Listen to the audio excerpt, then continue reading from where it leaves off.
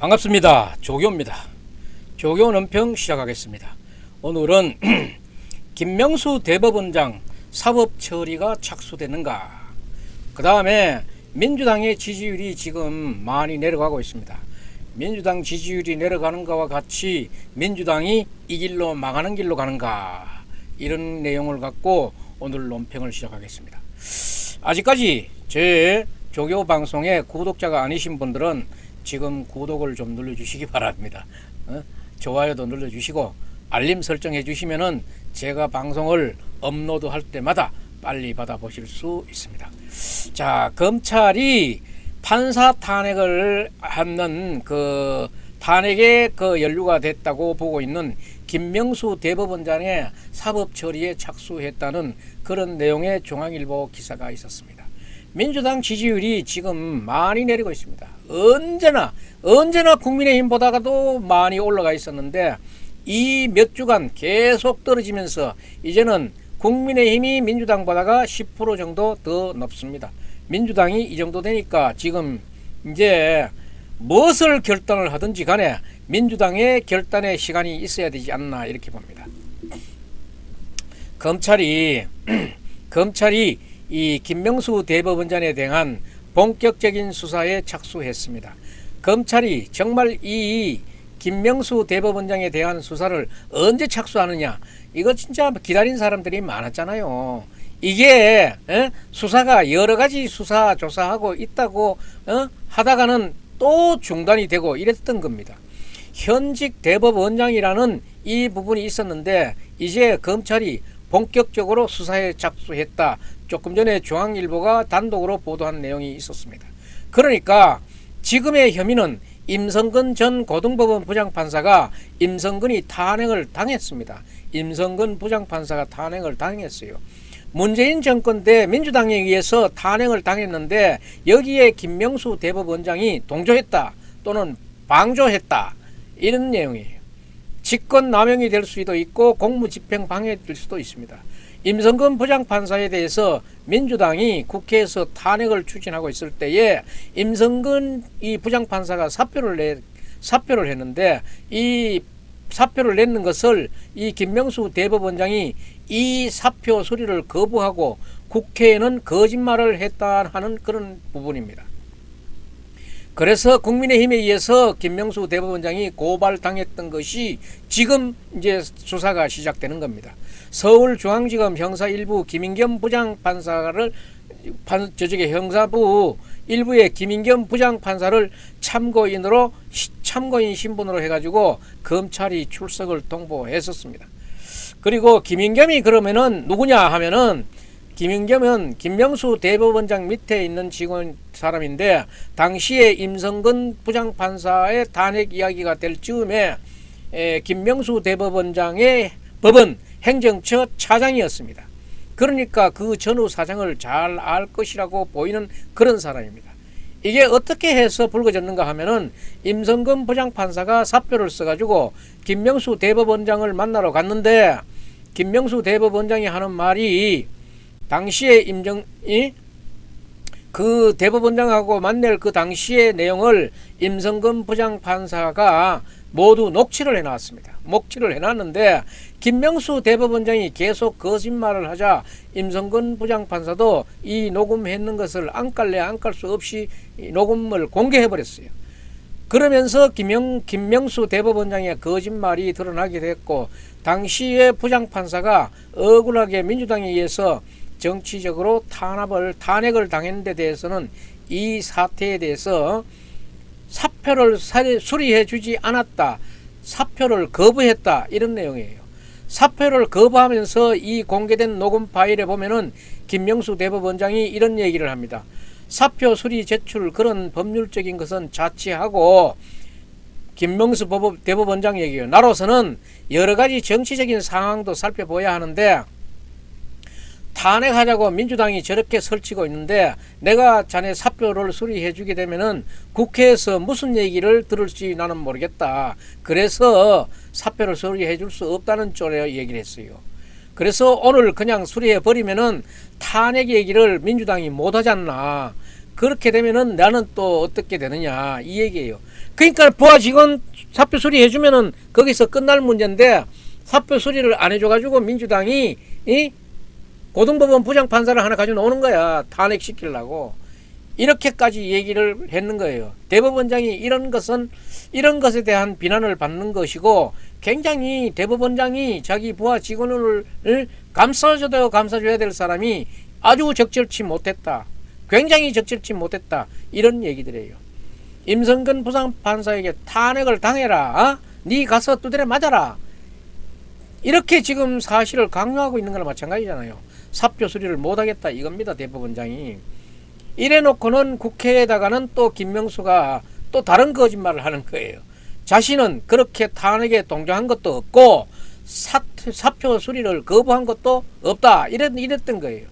그런데 이 모든 사실이 당시에 법원 행정처장인 바로 김명수의 최측근 비서격인 이 사람 아닙니까? 이 사람이 법원 행정처 차장은 다 알고 있을 것이다 해가지고 올해 초에 검찰이 법원 행정처 차장을 했던 김인겸 부장판사를 조사했던 겁니다. 그런데 이게 지금 좀 유야무야 하다가 이제 다시 오늘에서야 이제 본격적으로 참고인 조사를 하겠다고 소환을 했습니다.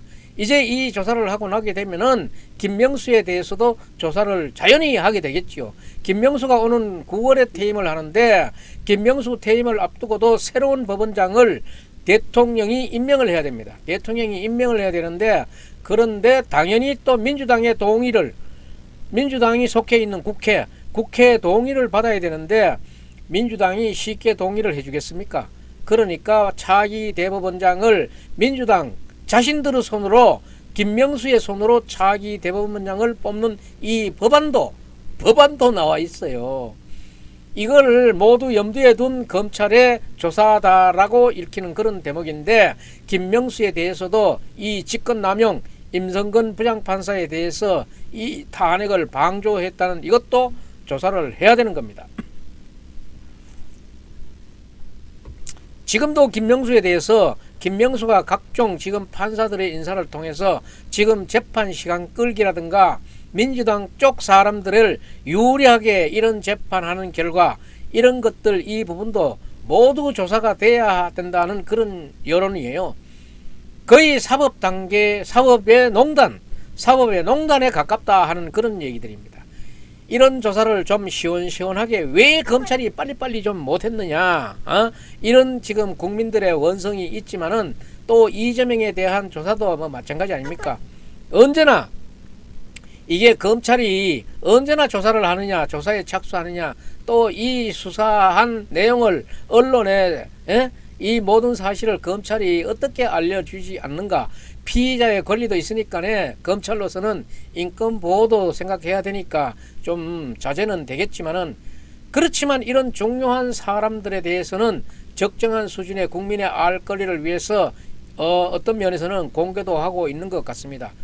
이게 언제나 지금 부딪히는 대목입니다만은 검찰이 언제 수사하느냐 하고 학수고대 하던 김명수의 수사가 이제 시작이 되고 있고 또 시작이 되면은 언론에 어떤 방향으로든지 공개가 될 얼마만큼은 공개가 되지 않겠습니까? 이게 지금 이재명과 민주당과 검찰이 부딪히고 있는 충돌 지점이기도 합니다. 이재명의 민주당은 언제나 정치인이어서 수사를 받으면서도 매일같이 이 혐의점이 있는 사람들이 검찰을 공격해요. 자신들을 보호하려고, 스스로를 보호하려고. 그런데 검찰은 그렇게 할 수는 없습니다. 검찰이 그 맞붙어 싸울 수는 없지만은 검찰이 사실상 쥐고 있는 무기는 그 수사의 개시 시점, 수사 시작을 언제 하느냐, 언제 본격적으로 수사하느냐, 그 다음에는 또 수사하다가 중요한 내용은 어떻게 국민들에게 알리느냐, 언론에 이렇게 알리게 되는데 공개를 어떻게 하고 어느 부분까지 공개를 하고 이런 것들이 검찰이 쥐고 있는 하나의 무기가 되겠지요. 지금 이렇게 정치 권력을 쥐고 있는 야당 이런 사람들에 대한 수사는 언제나 그렇게 쉽지는 않습니다. 지금 민주당이 167석이라는 절대 다수의 국회 의석을 갖고 있어가지고 매일같이 저렇게 반발하고 검찰을 공격해지키고 있습니다. 또 불체포 특권이 뒤에 숨어 있어가지고 또 이것을 일반인들처럼 그랑새고랑 채우는 게 아니고 언제나 이거 체포 동의안을 국회에 표결을 붙여가지고 하나하나 이렇게 해야 되기 때문에 검찰도 쥐고 있는 무기가 있어도 언제 쓸 건가를 이거를 잘 시간적으로 잘 선택해가지고 해야 되기 때문에 그래요. 그러면은 언제 본격적인 수사에 착수하느냐, 수사의 진행 속도라든가 그 깊이라든가 폭을 어떻게 조정을 하느냐, 이런 문제들도 검찰의 고민 사항이겠죠. 또 언론에는 어떤 내용들을 알리느냐, 이런 부분도 검찰이 수사를 하고 하면서 또 자기네들이 어떤 방향에서는 무기가 될 수도 있겠지만은 또 그걸 쓰는 시점도 문제가 됩니다. 김명수 대법원장에 대해서 여러 가지로 고려한 끝에 이제 본격적인 수사가 착수됐다 그러면은 이번에는 멈추지 않고 시작될 것 같습니다. 이제 임기가 3개월밖에 남지 않았기 때문에 이래 마치나 저래 마치나 마무리를 지어야 되기 때문에 이 부분에 대한 지금 민주당에서도 추진하고 있는 게 있는데, 이 검찰에 대해서 검사에 대해서도 탄핵을 하겠다. 이제 검사도 탄핵하고 판사도 탄핵하고 저 움직임에 경종을 울리게 될 것이다, 이런 얘기예요. 탄핵을 남발하는 부분에 대해서 현직 판사나 현직 검사에 대해서까지 이렇게 탄핵을 남발을 하는 것에 대해서 이 부분이 결국 민주당에게는 역풍으로 돌아올 수도 있는데, 민주당이 뭐 별로 너무 안 타요. 두려움이 없고 부끄러움이 없어요. 민주당의 지지율이 폭락하고 있습니다. 지금 MBS입니다. MBS가 전국 지표조사죠. 이 4개 여론조사 업체에서 조사를 하는 건데 2주 단위로 조사하는데, 그래도 국내에서는 어느 정도 신뢰도가 높은 그런 여론조사로 꼽히고 있습니다. MBS 조사 결과 지난 3년 동안 민주당의 지지율이 가장 지금 낮게 나와 있습니다. 25%대입니다. 19일에서 21일까지 전국 1,001명을 대상으로 조사한 결과인데 민주당의 지지율이 25%까지 떨어졌습니다. 지금 민주당의 지지율이 3개월째 계속 떨어지고 있고, 지난 3년 동안의 지지율이 25%까지 떨어진 건 지금 처음입니다. 지금 3년 이내로 최저점입니다. 국민의힘의 지지율은 지금 35%대입니다. 그러면은 25%와 35%는 민주당의 지지율이 10% 격차가 있습니다. 10% 격차로 지금은 국민의힘이 이기고 있습니다. 국민의힘은 2주 전에 4포인트 올랐고 민주당은 1포인트 내렸습니다. 그러니까 중요한 여론조사 결과치입니다. 민주당의 지지율이 25%까지 떨어졌다. 지금으로서는 최악이다. 그런데 20%대가 만약에 깨어진다 그러면은 20%대로 민주당 지지율이 떨어진다 그러면은 민주당은 전멸입니다. 그대로 이대로 지금 25%대 깨진 대로 총선을 한다 그러면은 민주당은 전멸입니다. 그러니까 지금 민주당이 이리저리 위기에 처해져 있는 거예요. 사법 리스크에다가 돈 봉투에다가 지금 줄줄이 검찰에 드나들 일만 남았는데, 국민의힘과 민주당의 지지율 차이가 10%밖에 나지 않는다는 이 두 자리 숫자가 차이 났다 그러면은 민주당은 전멸할 것이다 하는 예측들이에요. 지금 현재 선거 제도는 소선거구제 아래에서 민주당이 전멸할 것이라는 건 이미 상식화되어 있는 선거 상식입니다. 그러니까 지금 민주당이 40대를 빼고는 모두 국민의힘에게 졌습니다. 연령대로. 또 광주 전라를 제외하고는 전국적으로 전 지역의 국민의힘에게 졌습니다. 그리고 대통령의 국정 운영 평가에 대해서도 긍정평가가 36%, 부정평가가 54%였습니다. 긍정은 2주 전에 비해서 1포인트 올랐고 부정은 1포인트 내렸습니다. EMBS 조사에서는 윤석열 대통령의 국정 운영 평가가 30%대 중반대의 계속 지금 몇 달째 머무르고 있는 이런 상황을 보이고 있습니다. 이제 민주당이 뒤집어질 때가 됐는가 봅니다. 지지율이 이렇게 25%로 떨어지고 국민의힘과의 지지율 차이가 10% 두 자리 숫자로 차이가 난다 그러면은 민주당은 이제 다 죽었다는 얘기가 나온다는 소리가 맞아요. 곡소리 난다는 소리가 맞다고. 민주당이 어디에서 다 죽느냐? 결국 이재명 때문에 다 죽는 거 아닙니까? 사법 리스크, 거기에다가 송영길의 돈 봉투가 큼지막하게 지지 눌러주니까 민주당은 다 죽은 거예요. 지금 이재명의 사법 리스크 때문에 도저히 올라갈 수 없는 지지율의 상황이고, 방탄을 하기 위해서 계속적으로 괴담을 퍼뜨리고 오염수다 샤드다 이런 괴담을 얘기하지만은 이런 괴담들 사실이 아니라고 판정이 났는데도 불구하고 이것을 다시 꺼내가지고 지금 두드리는 거예요. 사드 문제, 전자파, 오염수 문제, 뭐 이런 거 막 꺼내가지고 지금 융단 폭격을 하는 거예요. 괴담에 대해서도 지금 이재명이 사실은 할 말이 없습니다. 지금 자신이 또 괴담을 퍼뜨리고 있습니다. 소금 사재기 지금 하고 있지 않습니까?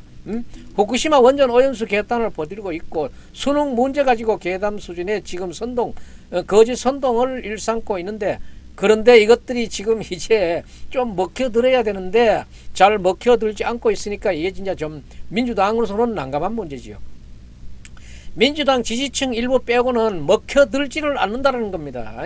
지금 여론의 흐름으로 보면은 이게 민주당의 지지율 폭락으로 나타나고 있는 셈이에요. 이제는 국민들이 이 민주당의 괴담이 얼마나 우리 사회, 우리 국가를 깔아먹는지를 알고 있기 때문에 이 괴담에 말려들지 않고 괴담이 막 먹혀들지 않고 있다는 거예요. 이재명의 사법 리스크, 송영길의 돈 봉투, 이 더 큰 위기가, 그보다 더 큰 위기는 이재명의 당내 위기가 더 문제예요. 당이 지금 어수선하거든. 친명 비명이 혁신위가 또 돌아가지고 지금 이게 더 복잡하게 돼 있거든. 조금 전에 검찰이 수사를 하는데 수사 시기를 조정하는 게 지금 뭐 그런 큰 무기다 이렇게 말씀드렸지만은 이재명에 대해서 추가 구속 영장을 언제 치느냐, 수사를 언제 하느냐 이것도 문제지만은 추가 구속 영장을 또 치느냐 안 치느냐 이게 또 더 문제예요. 검찰이 지금 쥐고 있는 패기 때문에 당장이라도 칠 수 있고 시간을 넉넉히 가지고 내년 4월 선거 즈음에 칠 수도 있고 이거는 뭐 어떻게 될지 몰라요. 이재명은 일단 몸부림을 치고 있는 게 뭐 때문에 몸부림 칩니까? 당 내에서 살아남고 지금 자기가 공천하고 이럴 때까지는 검찰 저쪽에 수사가 구속영장이 안 돌았으면은 체포동의안이 안 돌았으면은 싶은데 그게 어떻게 될런지는 이재명은 알지 못합니다. 이재명은 알지 못하고 그러니까 내일에도 올지 모르니까 민주당 국회의원들도 뭐 동조를 해줄지 않을 것 같으니까 불체포 특권 이래나 저래나 내려놓는다고 선제 공격을 한 것 같아요. 그게 자신만이 아니고 민주당 전체로는 생각지도 못하는 그런 더 bon봉투 때문에 이 돈봉투에 해당되어 있는 의원들이 몇 명이라고 지금 특정 지어지지 않고 숫자가 지금 명확히 가려지지 않잖아요. 그래서 지금 이러나 저러나 분위기상으로는 죽는다. 그래도 아직은 본격적인 불만이 터져 나오지는 않았어요. 이 혁신이 문제가 새로 문제로 등극해 가지고 있어 가지고 이 공천이 민주당의 지지율이 받쳐주지 못하니까 이 혁신이도 그렇게 값을 못하는 거야.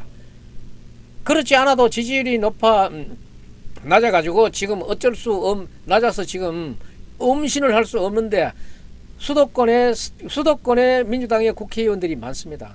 많지만은 이 현역 수도권 의원 가운데 30-40% 많게는 50%까지도 목을 쳐내야 자리 교체를 하는데 이것도 당장 누구 목을 칩니까? 함부로 칠 수 있습니까? 치면 문제가 생기는데. 그런데 지지율까지 떨어지고 하니까 지지율이 받쳐주면은 대표나 혁신위원장이 힘을 쓰는데 이 당 지지율이 안 받쳐주니까 힘을 쓸 수가 없잖아요. 모두가 지금 불안하게 되는 겁니다. 모두 다 죽는다, 곡소리 난다 이런 소리예요. 이재명이 아무리 문재인하고 타협하고 이낙연이 하고 타협하고 지금 모두가 타협을 하고 야합을 하고 한다 그래도 현역 의원들을 목을 쳐가지고 그 자리를 비워놔야 이 사람들하고 타협을 하면은 그 자리를 메꿔주는데 자기 지금 자기 코가 석자고 이 방탄한 사람들에 대해서는 자기 방탄을 보호해줬던 이 사람들은 보상을 분명히 해줘야 되는데 이 보상이 안 된다 그러면은 이거는 뭐 그냥 한여름에 얼음 조각이에요. 싹 녹아버리지. 그러려면은 이재명은 어차피 현역 의원들의 목에 칼을 댈 수밖에 없는데 지금은 댄다는 말 꺼내지도 못합니다. 지지율도 떨어지고 지금 자신의 방탄을 위해서 어차피 현역 의원들이 노력을 해줬던 현역 의원들은 지켜줘야 되는데 그 현역 의원들을 인데다가 칼을 대야 하니까 오히려 지금 불안감이 도로 엄습하고 있는 게요. 혁신위는 뭐 어떻게 뭐 용뺄 수가 납니까? 그러니까 혁신위의 구성 그 자체도 보면은 모두가 친명으로 돼 있다 하는 그런 혁신위로 꾸려져 있다 그러면은 이게 지금 현실 눈에 보이는 대목 아닙니까? 이게 진짜 참 아주 나쁜 징조예요. 가장 중요한 것이 이제 공천에서 민주당이 뒤집어 질 겁니다. 목 치면은 그냥 있을 사람이 어디 있어요? 이재명을 그대로 이재명으로 그대로 가느냐 아니면은 완전히 이재명을 이제는 떨쳐버리고 쫓아내고 가느냐 이런 판가름을 해야 되는데 이재명이 있는 데는 이제는 전략의 무기라는 게 있나요 없나요? 그리고 혁신위를 적당히 만들어 가지고 공천 기준을 짜놨는데 공천 기준은 이미 저번에 짜놨는데 소위 이재명이 지금 공천하도록 굉장히 편안한 그 공천을 할 수 있도록 이 공천심사위원회를 만들어 가지고 혁신위 기준에 따라 가지고 이재명이 자기 입맛대로 공천을 해보려 그랬는데 이게 이낙연이나 문재인이 그렇게 말을 잘 고분고분 들어주느냐 안 들어줄 거란 말입니다. 그 부분도 지금 굉장히 어려운 문제예요. 대부분이 자기 입맛에 맞는 공천을 하려고 자기 이낙연 개라 그러면은 몇 사람이 있고 문재인 개라 그러면은 몇 사람이 있는데 이것들을 다 찡가열라 그러면은 한정된 자리에 되지도 않았지. 그렇다 해서 김인경 혁신위원장이 뭐가 그렇게 리더십이 강하고 해서 이걸 차고 나갈 수 있겠어요. 그래서 이 부분 민주당 의원들이 아직까지는 구체적인 것을 집중은 못하고 있지만은 이게 딱 터졌다 그러면은 막을 수 없을 거예요. 워낙 예민한 문제고 불안한 문제이기 때문에 이 문제가 바로 공천이 아닙니까? 공천을 거론한다는 것은 자기 목을 내놓고 한마디 해야 되기 때문에 아직은 말을 조금 조심하고 있지만은 이 말은 언젠가 터집니다. 그런데 오늘 조홍천 의원이 오늘 이 얘기를 살짝 비친 부분이 있어요. 지금 혁신위에서 왜 처음부터 이미 특별단계로 공천 기준이 이미 정해져 있는데 이걸 다시 들여다봐야 된다고 말하는 것은 무슨 의미인가? 현역 의원들이 기득권을 내려놓는 방향으로 다시 점검하겠다 이러는 것은 무슨 뜻인가? 이러니 이 의도가 무엇이냐 의혹을 제기하고 나오고 있어요. 그 다음에 친명 혁신위원들 위원장이 친명인 것은 사실이고 이 사실이 이것 같다가 아니고 사실인 거지요. 친명이 거의 다라는 게. 그래서 조홍천이 한마디 한 것은 아주 구체적인 거예요. 예, 현역 의원들이 기득권을 내려놓는 이 기준이 뭐가 되겠는가? 대의원제 폐지랍니다. 대의원제 폐지한다 그러면은 지금 기존 의원들인데는 굉장히 불리한 그런 조치예요. 그래서 당의 의사결정은 개딸들에게 맡기는 그런 경우가 생기지 않나. 강성 지지층에게 맡겨지는 게 아닌가. 지금 이게 개딸들의 의견을 중간에서 막고 있는 것입니다. 그래서 지금 친명 쪽에서는 이 대의원제를 없애자고 하고 비명계에서는 대의원제 없으면 다 죽는다고 안 된다 그러고 겉으로는 여론조사를 공정하게 한다 하면서 여러 가지 기준에 의해서 공천 기준을 짰다라고 하지만은 그 짜는 바탕에 대의원제 중심이냐 개딸 중심이냐 이게 문제예요. 그래서 아마 이 대의원제가 폐지적으로 혁신이 기준이 정해진다 그러면은 비명은 반명은 다 죽는다. 이 불안감이 아직은 공천 때문에 그 공천 문제는 겁이 나서 말은 안 해 그렇지만은 이게 말이 터져 나오게 되면은 본물처럼 터져 나올 거예요. 엎친 데 덮친 격으로 이제 이낙연이 이 6월 24일에 귀국합니다. 그런데 지난 12일 이낙연이 귀국을 앞두고 독일에서 있었는데 베를린 자유대학에서 강연을 했는데 거기에 개딸들이 외국의 개딸들이겠지요. 개딸들이 이재명 대표를 중심으로 하라는 현수막을 내굴고 이낙연 대표 있는 데다가 수박짓 하면 안 된다고 얘기를 했는 말이에요.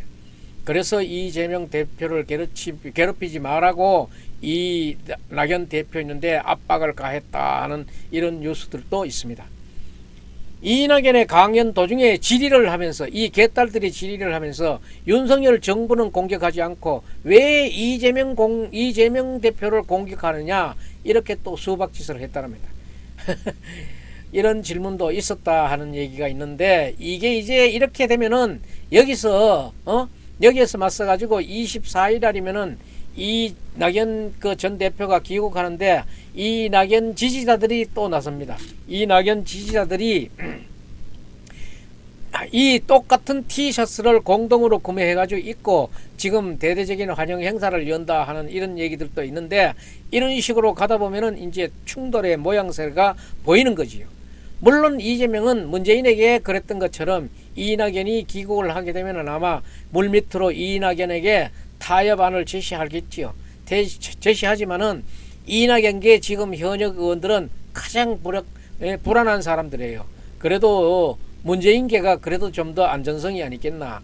그래서 주변이 만약에 이낙연이 국내에 들어와서 이 광주를 중심으로, 전라를 중심으로 해가지고 독자적인 정치 영역 활동을 하게 된다 그러면은 이재명으로서는 문재인에 이어서 가장 괴로운 힘든 시간이 될 수도 있다. 그런데 이 타협이 제대로 충분히 되지 못할 것이다 하는 것도 그런 관측도 있습니다.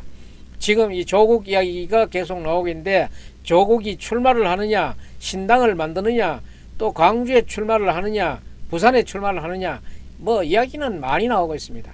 민주당 쪽에서는 조국이 출마를 안 했으면 좋겠고, 우병우는 국민의힘으로 출마를 했으면 좋겠다, 이런 얘기들이 지금 나오고 있어요. 조국은 지금 당연히 출마할 것입니다. 그리고 우병우도 지금 봐서는 출마를 할 것으로 보입니다. 이런 논란 수그러들게 하는 방법, 간단한 방법이 있기는 하지만은 그 비방을 쓰겠습니까? 조국이 자기는 출마할 생각도 없고 출마할 수도 없다라고 선을 그으면은 끝이 나는 부분이지만은, 조국이 이 말을 절대로 하지 않습니다. 이 선을 긋지 않아요. 왜냐하면은 자기도 누릴 건 누려야 되기 때문에. 왜냐하면 문재인과 친문 쪽의 조건, 지금 문재인 친문 쪽에 상징으로 되어 있는 게 조국 아닙니까? 이재명 측 간의 공천을 둘러싼 이 거래가 아직 끝나지 않았다는 걸 의미하는 거예요. 이 조국이야말로 그 중요한 부분이기 때문에 이제 조국이 한 자리를 받으면은 이제 끝나는 걸로 보이겠지요. 이낙연 측과 그렇게 야합을 하려고 하지만은 이제 이낙연 측도 그렇게 야합에 수긍하리라고는 생각지 않습니다. 그게 쉽지 않는 것은 당장 현역 의원들을 정리하지 않으면은 지금 이재명이 이 공천을 할 수가 없어요. 자리를 비워야 자리를 메꿨는데 그 자리를 어떻게 뺄 건가 이 말입니다. 현역 의원, 목이 시퍼는 현역 의원을 목을 빼야 되는데, 그래서 이 공천을 놓고 앞으로 한 3, 4개월 동안 혁신위원회를 거쳐서 공천위원회 과정에서 민주당이 두 개로 찌개지느냐, 그대로 가느냐. 당내에서 이재명은 거의 이렇게 아주 최악의 상태를 지금 매일매일 최악의 상태를 맞고 가는 겁니다. 당 밖에서는 검찰이 쪼아제끼고, 당 안에서는 친명 비명이 있고, 또 제2구속영장, 제2체포동의안, 이 구속영장, 이게 지금 자꾸 어른거리니까 이 국회가 열리지 않는 이재명 안고 있지만은 이재명을 바로 영장실질심사에 붙일 수도 있다. 이런 경우가 생긴다 그러면은 이재명은 얼마나 불안하겠습니다. 이재명이 가장 힘든 그런 여름을 보내게 될 것이고, 또 체포동의안이 언제 오는가 하고 학수고대가 아니라 안 왔으면 싶지만은 국민의힘이라든가 검찰이 이 좋은 기회를 놓치겠습니까? 그러니까 김명수 대법원장의 사법 처리도 관심이 있고, 이재명 대표, 송영길 전 대표의 구속영장 체포동의안도 관심거리가 되고 있습니다. 오늘 논평 여기서 마치겠습니다. 조교 논평 여기서 마치는데, 아직까지 저희 조교 방송에 구독자가 아니신 분은 구독 좀 눌러주십시오. 그리고 좋아요, 알림 설정도 해주시면 좋겠습니다. 조교 논평 여기서 마치겠습니다. 감사합니다.